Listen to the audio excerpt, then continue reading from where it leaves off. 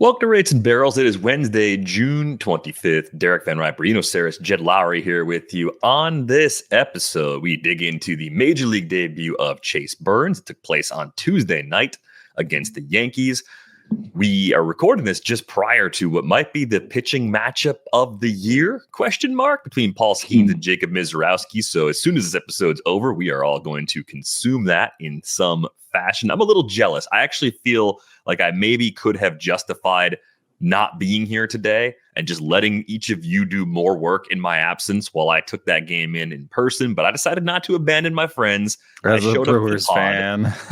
I know. I could have been enjoying a brat. Could have had some nice seats. This is your DeGrom. Misiorowski, I wrote about him today. And one of the fun things about Misiorowski is just that he does have that. He has the same kind of movement over expected arm slot as DeGrom. So he kind of has DeGrom's fastball. And then with the 96-mile-an-hour slider, he kind of has like peak DeGrom slider. Actually, in a lot of ways, I think DeGrom is the comp for Misiorowski. It's not quite the same command, though. Take DeGrom, keep him taller, give him more extension, and let him throw a little harder. And then that's Jacob Misiorowski. But then take away a little command. Yeah, yikes. I mean that the command long term though, right? I think that's where DeGrom has been so successful for so long. I swear, that dude could put it on a dime, any of his pitches. Yeah, Misiorowski gets to that point unfair. In terms of like stuff and location numbers, I looked at it, and the comp is actually Shohei Ohtani. That's not a good comp in terms of like stuff and like how he looks, but Ohtani is big stuff, poor command, and he's had really good results. It's because the stuff is so good. Mm-hmm. And it'll also help having above average defense behind him too. That can go a long way towards covering some of those flaws, and that's something the Brewers have historically, and at least recent years, done very, very well. So I am very curious to see where it goes, and it's the most exciting arrival of a pitching prospect probably since Ben Sheets for the organization, and that's a completely different type of pitcher altogether, right? I mean, Sheets was an Olympian. A lot of the hype just came from who he was before he was a big leaguer. Misiorowski, I think, in terms of stuff, is maybe the best pitching prospect I've seen as a Brewers fan in my lifetime. So hope we get to see a lot of it throughout the summer, but plenty of interesting debuts. Let's talk about Chase Burns for a moment. How about 8 Ks against the Yankees in your big league debut? Team got the W as well. Burns ran into a little bit of trouble. I think Ben Rice got him for a homer in the upper deck, but started his career off with 5 consecutive strikeouts. Not a bad way to go. And I mean, I think the stuff looked phenomenal. And the thing that really stood out to me watching Chase Burns was the command. The command was very good. Sometimes we see command slip a little bit in a debut. We see maybe the nerves or different factors like that come into play. And I thought Chase Burns located an excellent arsenal, mostly to his liking in this one. Jed, what were some of your takeaways getting the first look at Chase Burns against a big league lineup? Yeah, I mean, anytime you have the stuff to put away, 5 guys in a row, especially that lineup, that's really, really encouraging. I think it'll really be telling when he goes back through and starts facing guys and the book gets out on him, because obviously the stuff is there, but then it really becomes about, can you execute? Can you make adjustments? But obviously, I mean, for a guy that got drafted last year to be doing this at this point, I know the incentive is to kind of rush these guys through, but to have that type of performance, about a year or a little less than a year of when you got drafted is impressive. Yeah, the the major league stuff numbers actually line up right exactly with the minor league ones, and that's not surprising because Savant doesn't run arm angle on it every night, so it's going to run it tonight, and tomorrow we'll actually know a little bit more about Chase Burns and stuff because of it. Right now, the way that we have it is we're guessing at arm angle, the same way we guessed at arm angle in the minor leagues.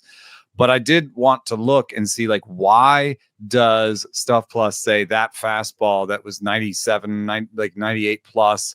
Why is that fastball, like kind of average-ish? Stuff Plus says it's basically exactly league average with a 96 Stuff Plus. And that seems a little bit hard to believe But for what it's worth, hitters hit 400 off the fastball yesterday. And then the reason that it may not list as well as it seemed to our eyes is, you see that it has good ride there with 18 plus inches of IVB. The problem is that his release point is very high. His release point would be in the top 10 of pitchers in baseball. So you get a high release point, you expect that IVB. He kind of gives you the fastball you expect. In fact, I went and looked at release point and movement, and the comp for him is Brian Baker, which is just weird. But and it may end up just being, people will look at me like I'm crazy, and this is, the next coming of I don't know who's a huge ride, great fastball. I mean, people are mad about my Sonny Gray comp. He throws super hard, and it does have IVB. But I think that the fastball will actually be more hittable than people expect. I'm willing to stand by it. We'll see how it goes. Well, and I think, looking at that profile too, right? Like there's not a lot of depth on the pitch. There was one curveball there. If you're going to be a relatively higher arm slot guy with good ride, you're going to want an off speed pitch that's got a lot of depth to it. And the slider, the slider looks like it has decent depth, but not like off the charts depth. I wonder. So I think there'll be some pressure on that changeup too. Because the model doesn't like it, but model doesn't. It's not great on changeups in that small sample. So maybe the changeup will be a huge part of his success. Yeah, and once again, early sample size, but you're talking 2.1, like you said, 2.1 inches more rise than average, but the slider's only got 1.2 inches more drop. There's only one curveball, and it's got 6.9 inches less break and 2.8 inches less drop. So I think that it's exciting. I don't want to draw any 90 mile an hour slider. That's part of it too. 90 miles an hour. That's a really good slider. Yeah. Well, absolutely. It's breaking hard, right? But I think that once again, that'll depend on execution moving forward. Can he continue to execute on that pitch? And then just having a change of speed, right? I think that has depth, because I think the change of speed with a high arm angle matters, but it's got to have depth. The one thing that I thought was really interesting, though, from the model was seeing that 113 location plus, because it validated what I thought I was seeing with my eyes on Tuesday night. And I think the way you're describing the possibility of Chase Burns having occasional problems with that fastball where it's just more hittable than expected kind of reminds me of Hunter Green, a guy the Reds brought up a couple of years ago. And Hunter Green's had to add depth to that arsenal, and he's reached that ceiling over the course of the last couple of years while doing that. Yeah. Yep. Right. So I think if you say, well, okay, maybe the fastball in terms of its raw grade is not as good as Hunter Green's. The slider is similar. It's like a great pitch to have. His command's better. That might help ease some of the stuff-related limitations of that pitch. But I would agree with both of you. The changeup is going to be a really important pitch for him. I want to see if we get more of those in these follow-up outings. We talked about before. 2 starts next week, both on the road, Boston and Philly. A nice test for Chase Burns beginning that big league career. But I think he held his own given the difficulty of that matchup on a hot, humid night in Cincinnati. Let's get to a really disappointing story that took place in Chicago on Tuesday night. An abusive fan was heckling Ketel Marte about his late mother, and that fan was ejected from the game. Has now been banned by the White Sox from all home games indefinitely. And just another incident involving fans that crosses the line in ways you can't even imagine. It seems like these incidents are growing in number. I don't know if they're just being reported on more frequently, if it's like this is something that's just been happening forever, if it's related at all to the increase in legalized gambling. We just talked about this last week with the incident in Pittsburgh. A fan was ejected for making comments to Tommy Pham. Dennis Santana took a swipe at a fan from the bullpen after comments that crossed the line. In this instance, one thing that really stood out to me was Torey Lovullo, during a pitching change, going out there, talking to Ketel Marte, consoling him, and just being a great friend, a great leader, a great manager in that instance, right? That to me was sort of this like very touching, kind of critically important moment to see someone out there clearly hurting. You could see tears in his eyes while he's out there trying to play.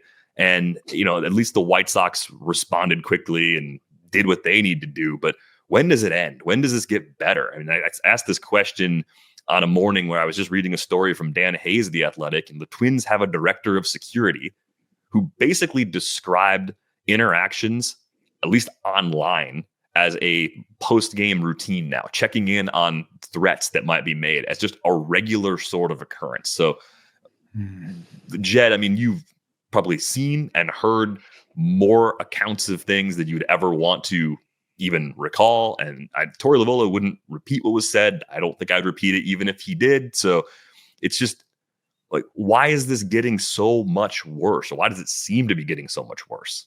Yeah, I think it seems to be getting worse. The fan, the fan interactions in stadium, in game, especially opposing teams has never been overly positive. I'll just kind of leave it at that. And I think that with social media, particularly on, the threats you see, like, Liam Hendricks and Lance McCullers getting threatened, via social media, I think people just feel more comfortable sitting behind a screen and typing these things. And, I think, security is going to be even more important as we move forward in this game, as legalized gambling is more widely adopted.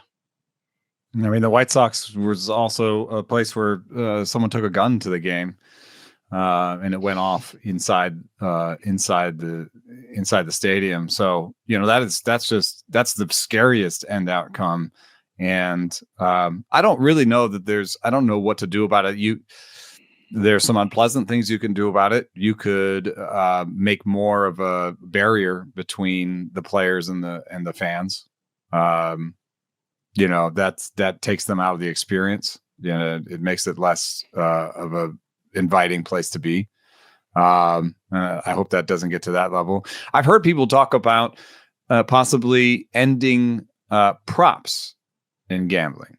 And for those that don't gamble, props are very specific bets that are like, I think Jed Lowrie is going to get more than one hit today. The over-under is 1.5 hits or whatever, And the nice thing about that I could see is like, yeah, I'd be super mad if, Jed cost me $50,000, because you didn't run out a second hit or something, like something stupid that you wouldn't have done. But I'm making up an example. Sure. And then the anger is very specific and pointed towards a player, as opposed to, with gambling on a team, at least, all sorts of people contributed to that win or loss, and it's not as specific or pointed. But, I don't know if that really solves anything either, because you bet on a team to win or lose, and the starting pitcher does a big thing. Like, there can still be these huge things that happen, like a missed play in the ninth that causes the team to lose, or the starting pitcher gives up 7 on a day you wanted them to win. So there can still be that anger. And I think, unfortunately, the combination of a proximity to the players, alcohol, and gambling is part of the story. Yeah, a bad combination, but I'm just glad in the incident on Tuesday that Torey Lovullo kind of stepped up as the person he's really shown himself to be. I remember the story from a few years ago when Mike Hazen's wife was sick. She was battling brain cancer, and she wanted Christmas lights on the house for it to feel more like Christmas. And Torey Lovullo is, in his own words, I think, kind of like a Clark Griswold around Christmas. And he went to Mike Hazen's house and put up the Christmas lights, and just, this seems like the kind of character that he has. But basically stepping in and just doing the right thing, I think, went a really long way on Tuesday night. Quick follow-up from something we talked about on Tuesday's show. Ben Brown has been optioned to AAA by the Cubs. So Cade Horton stays in the rotation. I don't recall, was Cade Horton in your piece this morning, from the young pitchers that you wrote about? Why not? Well, I Should have been. I wasn't trying to pick him and say, oh, he wasn't in there. It's more of just Cade Horton's kind of quietly pitched pretty well, but I've been surprised that his strikeout rate has been relatively low. I mean, he's showing a little wider arsenal than what we just talked about with Chase Burns. Maybe the stuff's not quite as good, but for a guy that I thought was going to strike out 23, 25% of the batters he faced, he's been down in the 17.6% range so far. It's got above average fastball velocity, 2 breaking balls, and a changeup. That should be enough to get you a good strikeout rate. I think that's the wideness of his arsenal that has, allowed him to succeed where Ben Brown had difficulties. I think Ben Brown has got to go down and work on those things we talked about: cutter, sinker, whatever it is, splitter, to just try some other pitches to take some pressure off of what is an excellent curveball, but that's why we were talking about some similar things with Chase Burns. Is like, Ben Brown has an elite breaking ball. Chase Burns has an elite breaking ball. To be a great starter in this league, you kind of have a constellation of pitches around it. You can't just, even the best breaking ball, if they're guessing for it, like Ben Rice, hit that homer off of Chase Burns' excellent slider because he just guessed right, or it wasn't the largest arsenal. He didn't have to think it through too hard. He was just, I'm sitting slider, and there it is. So Cade Horton, the stuff predicted his strikeout rate better than his minor league strikeout rates, but it's a wide arsenal, and he has, a little bit more polish than people expected, above average locations. Should have been in my article. I don't know that I think he's an elite pitcher, but what they need right now in Chicago is, competence and sort of major league quality. I guess the corresponding move was Shota Imanaga is up. He's back. Imanaga is up. That's good.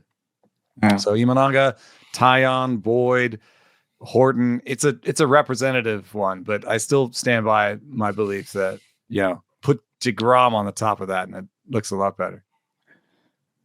Well, I got a question for you on Ben Brown. You were talking about his curveball. So I'm looking at that pitch, the profile of it. What about it? In your thinking, how does it grade? Because it's about 2,300 RPM, which is good, but you're talking about a pitch that's got 6.5 inches less break than average and 7 inches less drop. Is it? So what is it that what you would classify Ben Brown's? It's the velo again.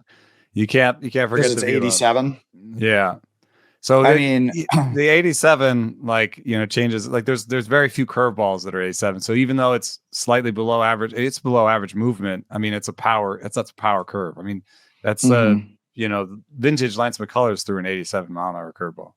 Yeah, I just I worry a little bit about that. I think you got a guy with a fastball that is not elite in terms of the vertical drop. Right, there's not a lot of rise on it. The fastball's a problem. Yeah, and I look at the it's a 258 batting average against on the curveball. Like I just but a 43% whiff. He throws it a lot, and there's a lot of pressure on it because he doesn't have any other pitches. So people are guessing curveball sometimes. Right. Yeah. I mean, and like I said, 2,300 spin is okay, but it's not Framber Valdez. So, I think there's a pitch that needs to be added to that arsenal. Cause, they're just, obviously the velo is great. Got a great whiff rate, great K rate, great walk rate, but giving up a lot of barrels and a lot of hard hit balls. And I think that's just to your point, like a lack of mix. But something with a little bit more depth, that's slower, probably makes sense for someone like Ben Brown too. Ooh, that's an interesting idea. What about a slow curve? Exactly. You know who's doing that? Andrew Haney is throwing a sweeper, a curveball, and a slow curve. None of them are good, but this is where from the hitter's perspective, this is where there's some divergence. When everything is hard, it doesn't matter, right? Like it doesn't matter the pitch dynamics unless the movement profile is there. So you know, you can tell me that the slider is hard, but I actually think, or the curveball is hard. I actually think that's working against him because everything is hard. There's really no change of speed that I need to worry about. And then you're telling me the curveball doesn't break even anywhere close to average. So now you're talking, like, in my estimation, a cement mixer. Right, like this thing is, it's not spinning fast. Or a more average slider. It's like maybe it's exactly. Slider, you know, it's 87. Exactly right. Just call it a slider in your head, and maybe it's hittable. Exactly. I mean, because it is, like I said, it's, you know, the breaking ball. Like I would classify as breaking ball, right? Like it's like we can start talking about the difference between slider and curveball. But like if you only have one breaking ball, and it's hard and your fastball is hard, you never really, like, the timing differential is so minute that even if you aren't right on time, you still can barrel it up, especially with that lack of movement. I think that's a problem that we've talked about with Taj Bradley in the past. The previous iterations of Taj Bradley, you know, you had 3 pitches that he was throwing pretty frequently. It was 4-seamer, splitter, and cutter, and everything was between 91 and 96. And it just didn't matter how good any of those pitches were because of what Jed's describing. Like there's nothing that changes your timing, and that makes hitting easier and absolutely makes your stuff play down. So yeah, that's pretty interesting that, especially with the 2-pitch mix, Ben Brown might be running into that same problem. We always have the try adding a cutter. That's like the running joke on the show. Add a cutter, but like, learn yoga, learn to code. Learn to code. Eat kale is the other one that I think we're shoving in there too. Just make sure you're doing all those things. And the more I think about learn to code, I'm like, that's number 4. That's the off ramp. That's getting closer to nothing's working. So you got to start thinking about the next. Yeah, learn to code for a baseball player is bad sign. that's a real bad sign, I think, for a lot of guys. Not something they usually do in their downtime. Let's move on to our main topic for today. Take a look at the AL playoff picture. If we take the 3 current division leaders, Yankees, the Astros, the Tigers, remove them from the conversation. They're sitting pretty comfortably in terms of playoff odds, should make the playoffs in some fashion. We know the season's only half over. A lot can happen. I want to begin by asking you a simple question. Are you buying the Mariners, Rays, and Jays as the 3 wild cards? Because they have quietly nudged their playoff odds up considerably. According to Fangraphs, you get the Jays at 59%, the Mariners at 65.7%, and now the Rays at 71.5%. I think all 3 of those teams have ticked up in the 2 days since we started planning out this show. I get the sense that the typical person listening is saying, no, I'm not buying all 3 of those teams as wild cards. But Jed, as you started digging into this group, I think you have probably more skepticism than Eno, and certainly a lot more skepticism than me about the standing of these 3 teams. Yeah, I buy Tampa Bay and I buy Seattle. I'm a little worried about Toronto. They're at a -10 run differential, so they're overperforming what their record is right now. I love the bats, the Santander. I mean, that's a huge hole for them. They spent a lot of money on him. He just has not been productive. Jimenez at second has not been productive. I love Bichette. I love Vladdy. You got a guy like George Springer who, has the experience to help, guide some of these young guys, but isn't the player, he was at his peak, but still a good player. But I am really worried about that rotation. You talk about Berrios and Bassett, and they've been good. And, after that, I mean, gosh, I get real concerned on the pitching. I mean, they've only had 3 guys throw over 80 innings, and the Gossman is, Gossman's at a 4.6 right now with an ERA plus of 91. Bowden Francis is the next at 64 innings. They don't have anybody else that's thrown over 40 innings in their entire staff. So I just don't know. It's been a total revolving door. I mean, right now it's power, but they've tried a lot of stuff there, and they just haven't been able to develop somebody that can step in there and be the homegrown 5th starter. Even the 4th starter, Bowden Francis, the velo's pretty low. and the strikeout rate was low last year, and this is, this was in the range of outcomes. So they desperately need a starter, but they can maybe they could get a starter that just gets them there if they don't want to spend, the price for Sandy Alcantara or Jacob deGrom or any of the top of the end ones. I think this is a fascinating team, though, because I think every year I get like one team that surprises me, and then I start digging into what's making them good. And usually the thing that it is they're popping defensively. A couple years ago, when the Diamondbacks made that run to the World Series, I think they were the best defensive team in baseball based on defensive runs saved and outs above average. They were at or near the top of the leaderboard in the defensive metrics that we at least publicly use. That would be the case with this year's Blue Jays. 39 defensive runs saved puts them fourth. They're fifth in outs above average. They're first in catcher defense. I mean, Alejandro Kirk's been phenomenal. So really kind of great across the board, making their pitching probably play up a little bit, because I share your concerns about the starting pitching, especially. They're tied for 15th in K-minus BB percentage, 13.9%. That's fine, but it's not what you fear in the postseason. And I think as the innings pile up on their bullpen, which has been fantastic, their second K-minus BB percentage in the bullpen, they might lose effectiveness. And the way you add to a team like this at the deadline, I mean, ideally, probably more bullpen depth just to keep those A guys fresh, because you're going to lean so heavily on them if you are a postseason team. And then maybe one more bat. I mean, they're 13th in WOBA as a team, 319. I think what makes the Jays a tricky team to match up with is that they don't strike out a lot. They lead the league in a good way in team strikeout rate. And compared to the team that's second in team strikeout rate, the Royals, the Jays at least get to what you would call league average power, league average in slug, league average in ISO. They have some guys that do some damage. So they have that sort of do everything well, don't make mistakes defensively, kind of frustrating sort of team to pitch against because they don't strike out a lot. But I can see very easily how you look at this roster and say, it just doesn't seem like it's on the same level as those division leaders or those top-end playoff teams.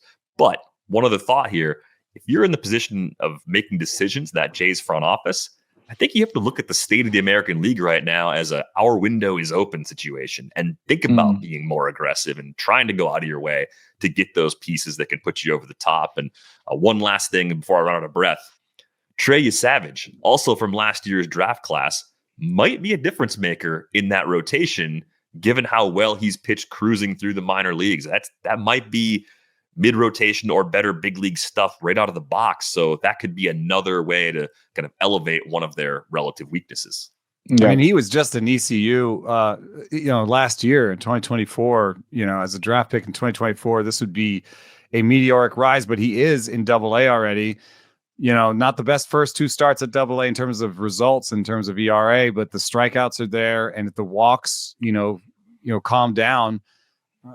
I've heard plenty of farm directors say, if my guy has major league pitch grades, why is he in the minor leagues? Like they may just say, hey, he's better than Eric Lauer. Max Scherzer came back and through 91 and change. And has basically been talking about the thumb as something he has to manage the rest of the year. So maybe he can be a 4 or 5 for them, but I don't know if he's a difference maker. So maybe the idea is they stumble along with Scherzer and Bowden, at 4 and 5, and Trey Savage is like the late September call up, or the September 1 call up that they just try to catch lightning in a bottle. I could see that. What I don't see is them being super aggressive and buying at the top of the market trade wise, just because I think that they have this combination of untouchables and then prospects that nobody wants. It's a weird combination because, Bloss is hurt. I believe, Tiedemann is hurt. And I don't know that Alan Roden has a ton of trade value. Arjun Namala is their shortstop, and he's number 1 with a bullet right now. They're not trading him at all. I don't think they're trading Trey Savage. So like Relvis Martinez has the suspension under his belt. I think that maybe the most tradable guy is RJ Schreck, who is a 24-year-old, little bit older side who is killing in AAA. But they might also say, hey, let's call up RJ Schreck. and let's just do the thing where we hope Santander comes back, we get Varsho back, maybe we try Shrek, and we don't actually have to spend a lot on the market. I could see them doing that just because I don't know that, there's very few impact starting rotation arms that are going to be on the market, and they're going to cost a lot. Mm. Yeah. I do think when you look at the guys that get moved at the deadline, a player that is ranked on prospect list the way Namala's ranked that's much less likely to happen than it used to be. Anywhere. Yeah. The Roden possibility is like, okay, yeah, Alan Roden. Alan Roden's probably going to get you back a number 3 or number 4 starter. He's going to get you back another guy kind of similar to Barrios and Bassett. And I don't know if that's necessarily good enough to change the fate of this team. I like what they've done. I just want to see them be really aggressive if there's something out there that can put them over the top. Sandy would be a big deal for them if they could get Sandy Alcantara. Yeah, especially with the recent form. Looks like Sandy getting back closer to his pre-surgery self. I found the Rays to be a very frustrating team to break down. So for our segment yesterday, we fired up the old Trademaster 3000, and I started by looking for an upgrade for the Rays, and I looked at their roster, and I didn't find an obvious one, which is probably the sign of a well-built team. There's not necessarily a gaping hole. You can go up and get the best available player that makes sense based on what you're willing to give up long-term. And it got me thinking about, well, what does this team do well? What's their weakness? What's their strength? This isn't going to surprise anybody. They're tied for 11th in team WOBA at 320, right? So they're above average. They're not great, but they're above average. Starting rotation, 14.2% K minus BB, just above average, tied for 13th. Relievers, top 5, not surprising. They're always kind of great in the bullpen, right? 3rd in ERA, but 5th in K minus BB. Defensively, pretty solid, pretty much across the board, except for behind the plate. I think they're a -9 for FRV right now. So maybe catcher is a spot they would try to upgrade. It's hard to get those upgrades in season. Catchers, first of all, it's really hard to get a defensive upgrade in season because you're asking someone to come and learn an entire staff and learn an entire team. I think it would be really hard. Plus, I think catchers are something that teams hoard. Teams do not. Catchers with team control, like everyone, there's like somebody in every organization that all he can talk about is catcher depth, and all he thinks about is catcher depth, and he's claiming guys and he's talking about it all the time. Think about in spring when you have to have like 8 catchers to start spring, they care about catching. So I doubt that's where. I think they're hoping that Ha-Seong Kim helps them at short offensively and keeps the defense high. I think the pain point for them, if I look around, is Christian Morel. And, he's an interesting player that I see why they got him. He has good bat speed. He barrels the ball really well, but he's looking kind of like Jose Siri without the defense right now, where it's just a huge strikeout rate, not enough walks, and not quite enough power to float the entire thing. I know that WRC Plus says he's above average, but with a DH like Glove, it's a kind of a tough combo right now. But the thing was, when we tried to come up with an idea where they can improve upon it, we couldn't find who they trade Christian Morel to, who wants to take that on. If it's the White Sox, Benintendi back to the Rays, where Benintendi's contract is paid, does that make the Rays better? I don't even know. And despite all of this, they have a +70 run differential, and they're actually underperforming their record. Yeah. So I'm playing in the Yankees spring training stadium. And you still have Shane McClanahan coming back. I feel like when the Rays are at this point in the season and they're playing as well as they are, it's really hard to bet against them, just as an organization. And defensively, I think, if you're going to go by outs above average, their team defense is actually quite good outside of, Brandon Lau and Caminero are -12. And as a group, they're -1. So, but those two are basically offensively. It's the old adage, you'll just drive in more than you give up. And I think they're both doing that. But they're kind of they're giving up a lot as well. I suppose they could trade, we have to remember this is the Rays. They could trade Brandon Lau. Yeah. They could trade Brandon Lau, and I don't know what it would get them, but they would ask for maybe outfield offense back. and they'd save money, and maybe they'd improve their defense at second. There's that's in the realm of possibilities, but they don't have to. They called Chandler Simpson up to try, the outfield again, see if he can help. They've got some ideas still left in the holster that don't require going to the market. I hope we keep getting good news on Shane McClanahan. The last update I saw from Mark Topkin of the Tampa Bay Times is that he gets some good news from a nerve specialist and should resume throwing off a mound soon. So that makes me think we're a month plus away from seeing McClanahan in games again. Yes. But you add him back in August, and you get your didn't cost us anything big lift to your top of your starting rotation. The Anthony Santander back off the IL lift, hopefully. The thing is, for people hoping that Michael King's stay on the IL will be short. I think with nerves, it's just like people won't know. It could be a little bit of time, it could be a lot of time, and Shane McClanahan has a little bit of proof of that. Yeah.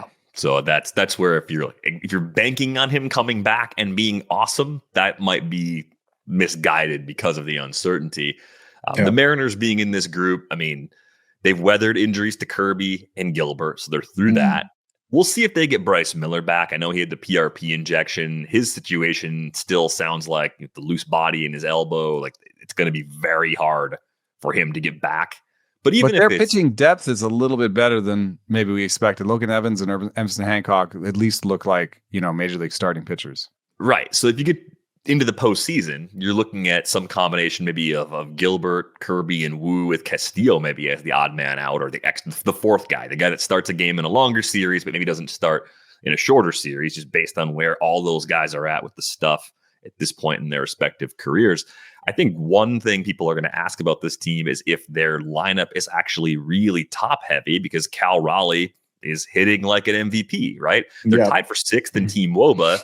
I would guess that if you took Cal Raleigh out of that equation, you're probably looking at an average or below average lineup. The thing that is working is they got Crawford, Luke Raley's back now, Randy Rosarena, all getting on base a ton, even if they're not tapping into as much power as expected. And then Julio still hasn't really done the higher end Julio things yet this year. So you can kind of say, even if Cal cools off, there are a few ways for them to maintain maybe not a top 6 sort of offense, but at least a top 10 one, which paired with that pitching would make them plenty dangerous. I think you read my notes somehow before we started talking about this, because that's exactly what I got. I got Raleigh getting back in the lineup, extending that lineup, and then Julio has been traditionally a second half hitter, and if he rounds back into that form, could carry this team, because I hope Cal Raleigh hits 60 homers, right? I want to see it. But he's doing a lot of heavy lifting right now, and the teams are going to start, making somebody else beat them. Yeah, that's true. I have an unscientific feeling about the Mariners that I can't really point to anything specific, but except to say that Randy Arozarena and Julio Rodriguez in their history have white hot months. I mean, just absolutely lift the team, put them on their back months, and they have not done that in a little bit. And so I kind of feel like if you have two of those guys, at least one of those guys is going to give you a month where they just look like an MVP. And so I think that'll help. I think Dominic Canzone is one of the more interesting guys they've had in that position in a while, because right now I think he's peaking. He's 27. I don't know that he's going to ever be like a real standout player, but right now he's got the best strikeout rate, best whiff rate, best barrel, best max EV. Like he's basically, I think, peaking, putting all of the best parts together. And I think he can be at least a league average player for them, which is important at the bottom of the lineup. You're right. They have some holes. Brandon Williamson is a glove first guy. Cole Young is trying to make it work. I think if they could get a second baseman in the trade market, I think they would for now. I think Luke Raley's return is going to be important to them. They've been going through Rowdy Tellez and Donovan Solano and stuff. I think Luke Raley, at least against right-handers, is a legitimate guy who can be like your sixth hitter and extend that lineup. So, they do have some pain points. I would say right field, second base, and third base offensively are pain points, but Williamson's glove is good enough for me. And I think Canzone might be just good enough to be a 7-hitter. So second base is the real place that you're circling. And, they have other guys. They could try Colt Emerson there if he keeps coming. And, Ryan Bliss will come back. And, maybe they try Polanco, in the field a little bit and acquire a DH on the market. So there's a little bit of flexibility there. But, and they got Robles, who coming back. I mean, who knows what that looks like when you come back from an injury like that. But a guy that has experience and has performed, right? Like he can extend the lineup. I mean, he's not I don't think offensively he's a huge difference maker, but he plugs a hole. So yeah. He can't play second though, so I think there's still pain there. But maybe you could play Robles in right and Canzone at DH and Polanco at second, sacrifice a little bit of defense, and go for the off. But it's one of the better lineups that the Mariners have had. Like the Mariners have this problem every time, and this I don't it doesn't seem worse than years past. In fact, I think it seems a little better than years past. Yep. I like that they've given the opportunity to Cole Young and Ben Williamson, seeing if those young guys are ready, and then that gives them another still month before we get to the deadline to possibly upgrade one or both of those spots, depending on which they feel is easier to upgrade or more urgent to upgrade. The more we talk about these teams that have defensive shortcomings at third base and or offensive shortcomings at third base, the more I think Ryan McMahon will be on the move at some point this summer. Might be a few teams interested in his services, so he could be a good fit potentially in Seattle. I did pull up the past calendar year leaderboard, which is always a fun snapshot when you get to midseason. Cal Raleigh, past calendar year, 156 games played, 54 homers. That is bonkers. There are two guys that have 58, obviously Judge and Ohtani. But how does his WAR compare to Judge? His WAR compared to Judge. Judge is a 12.4 F WAR during this past calendar year. Raleigh's a 9.3. Ohtani's an 8.9. It's big dumper. I think he's it. I mean, he's trending towards second in the MVP voting, but I think if he keeps it close, you can make the case because catching is such a difficult position. Man, it's 8 guys that have more than 40 homers in the past calendar year. So it's the 3 I mentioned that are up in the 50s. Eugenio Suarez, 49. Kyle Schwarber, 45. Brent Rooker, 42. I've been making the case on Seattle radio for Suarez to come back. They love him. Like they love him. He's loved in the play, by the media, everybody, the clubhouse. It would be such a good thing. And I think if Brandon Williamson's so good with the glove at third, he can help at second too. So I think Suarez back is an interesting one.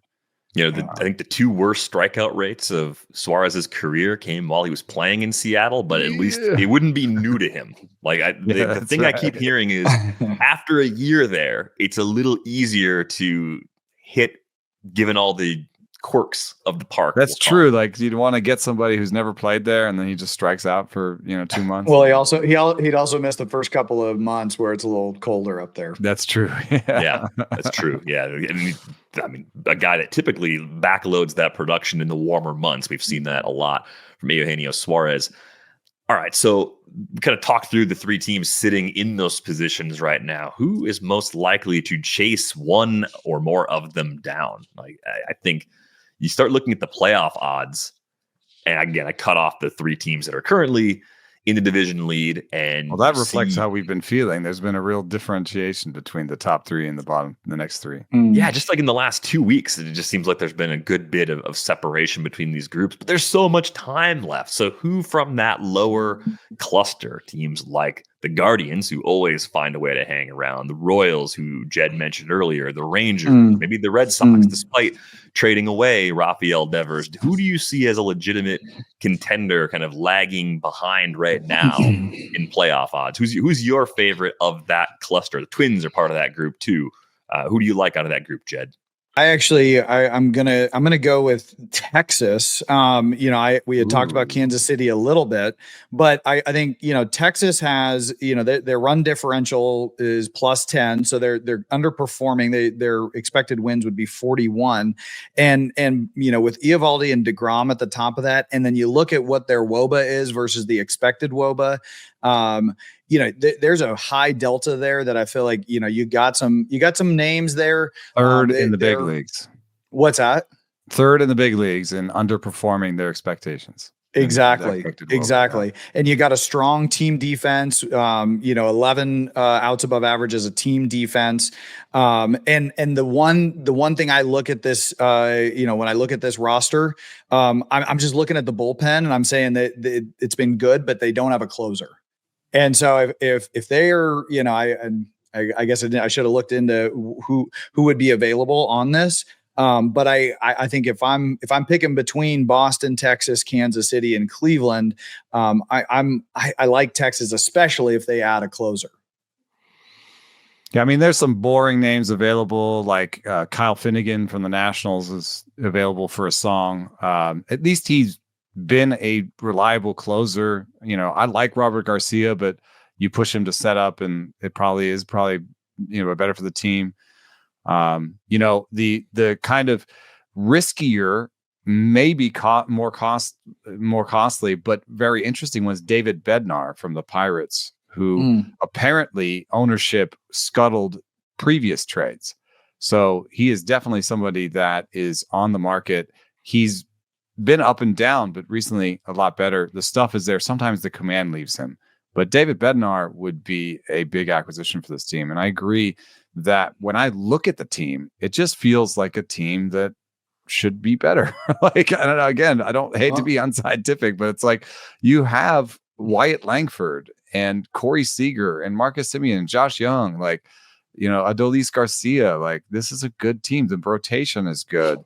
There's problems. Semien looks a little bit older than I expected. And, Jock's hurt, and some of the guys aren't maybe as good as we'd hope they'd be right now, and Jake Berger's hurt, but I don't know. Wyatt Langford to me is a stud, and he could get white hot. Corey Seager can get white hot. There's ways to carry these guys, and a slightly better bullpen would help.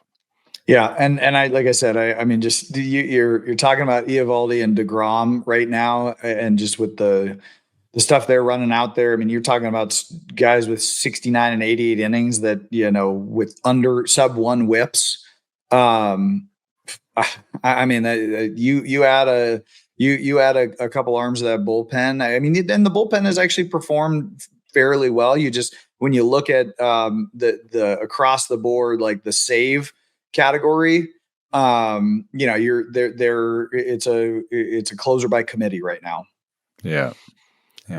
I've been seeing a lot of buzz around Jake Bird in the Rockies bullpen. I mean, that's a guy that's had a lot of success this year in a difficult spot. ERAs in the low 2s, 31.5% K rate. Really funky.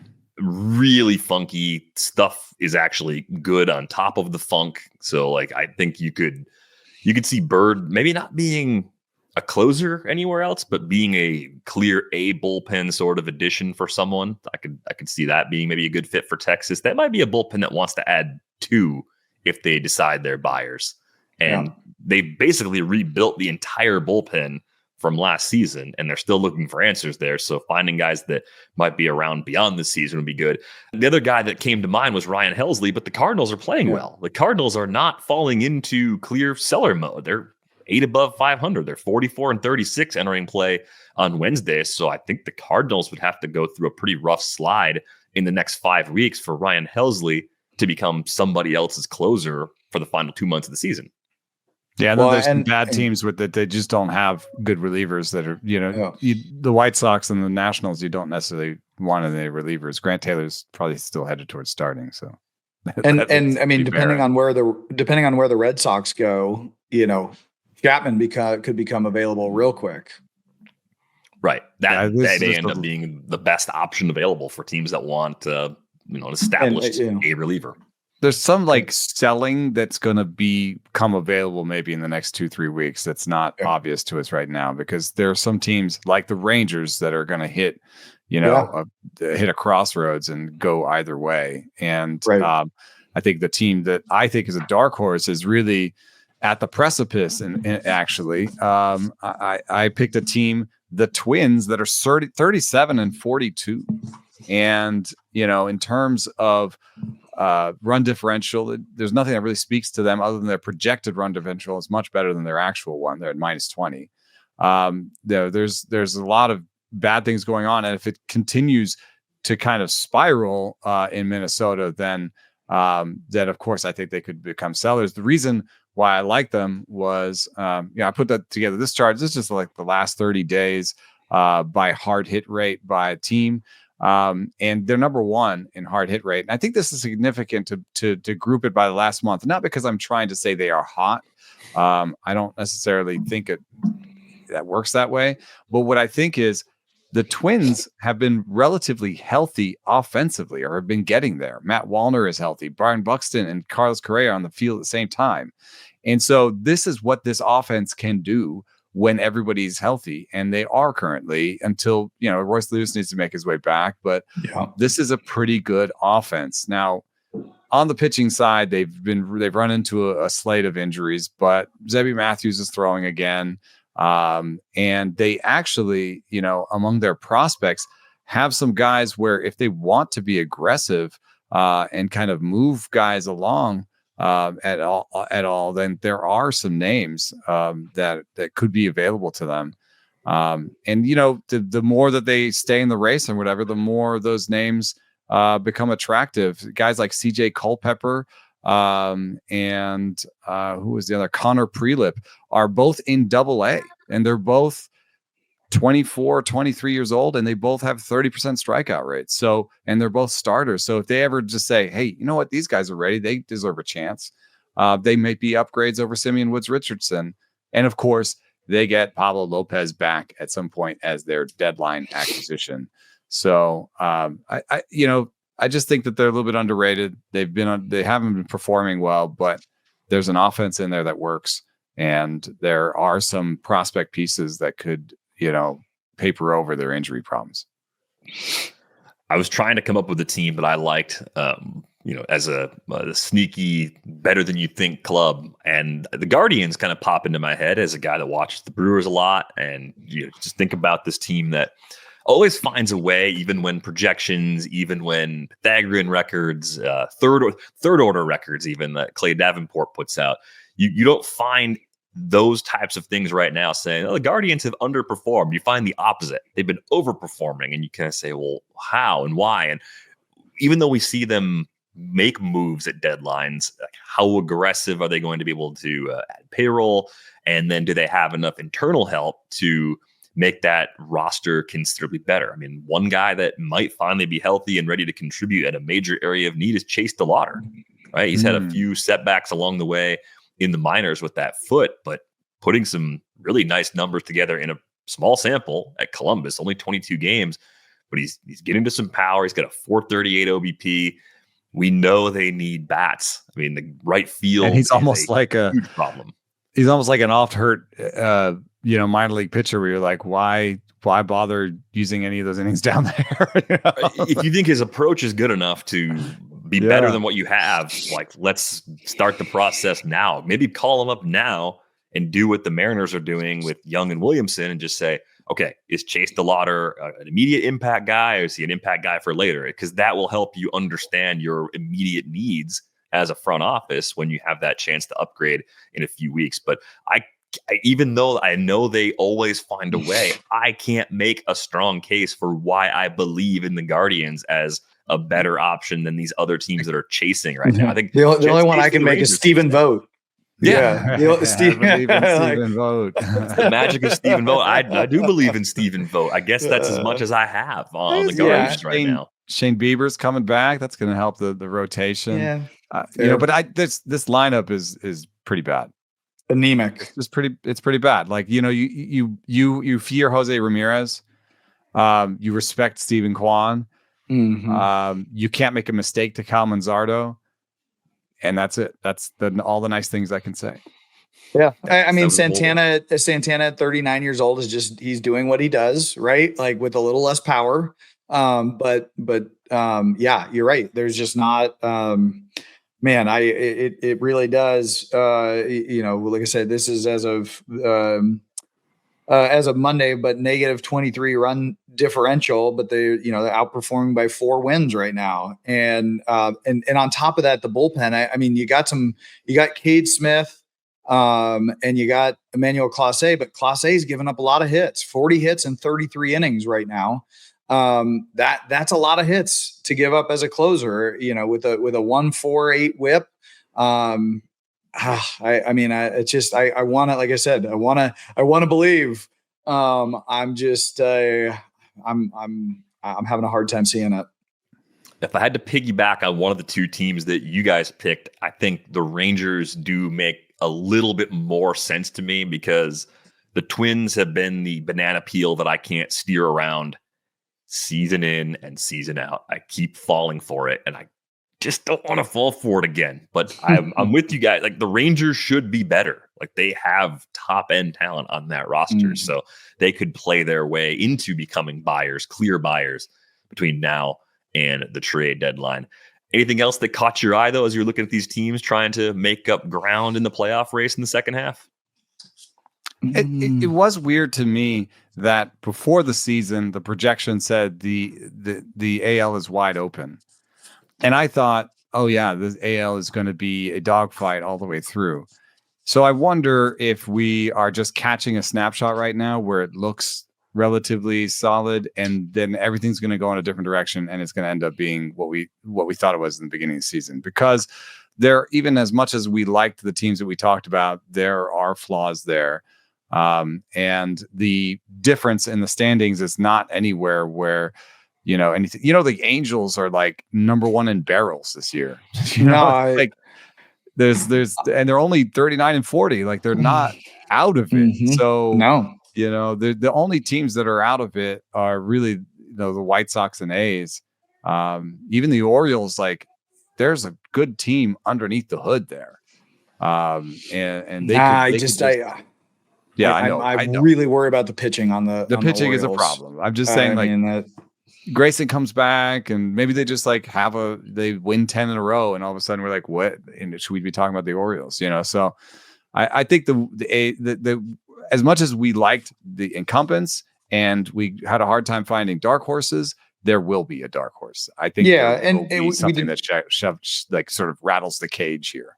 Yeah, and we didn't talk about Kansas City. I mean, that's another team that they don't give up runs. The entire staff is pitching well. They're playing good defense, but I think Bobby Witt is the vast majority of that in terms of outs above average. They just need depth to the lineup. Like, they need Pasquantino and Jack Caglione and Jonathan India. Like, they need those guys. Exactly. And they just, the pitching is going to keep them in it, right? The pitching is going to keep them in it, but the lineup is just, no one scored fewer runs. Lowest scoring, team in the league. Is that true? In the whole league? Wow. Yeah, well, as of Monday, I did, a lot of this research on Monday. So they may have, they've only got 263 runs scored as of today.